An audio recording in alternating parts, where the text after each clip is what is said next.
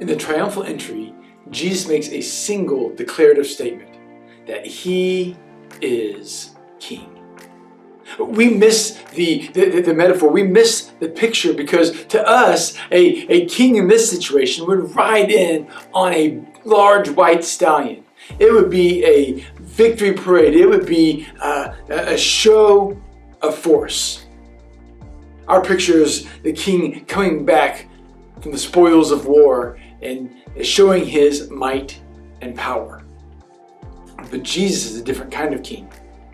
Jesus is a humble king. It was foretold many years before even Jesus was born that the Messiah would come, the king would come lowly and riding on the back of a donkey.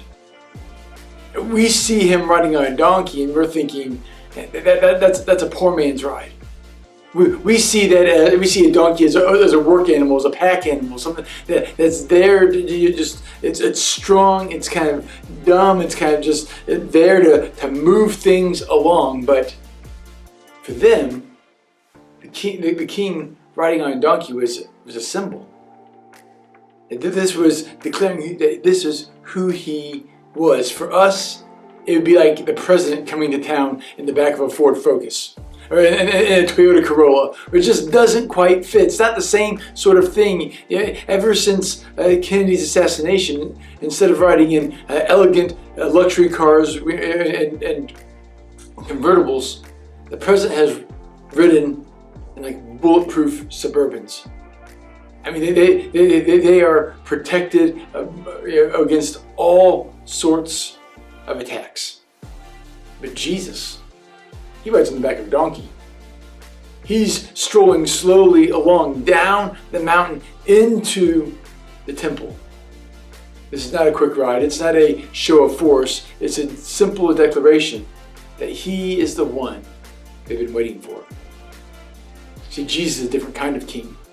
See, most kings would send their subjects, their servants, to go and fight their battles. They would go and they would make this move and make this attack. But Jesus is different. Instead of sending his subjects to do his bidding, he goes himself.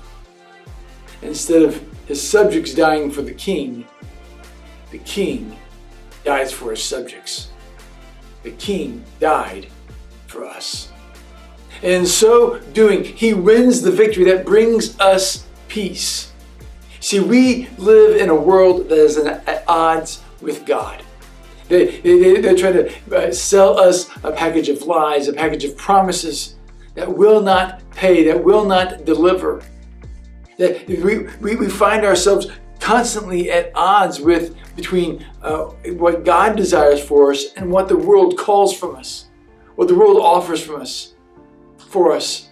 And in these promises that they try to deceive us, they try to make us think that these lies are true. Oh, we've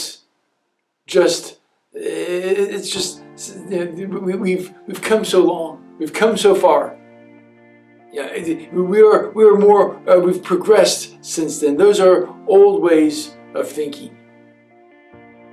But what others call old, God calls true. What others may see as repressed and knowledge from the past, that we have somehow grown and we've somehow progressed from there, God says this is what is right and true. They try to get us to normalize the lies, to change our thinking that what God once said was true is no longer legitimate. And so they try to normalize that behavior so that we would continue to find ourselves moving further and further from God. See, Jesus comes to bring us peace.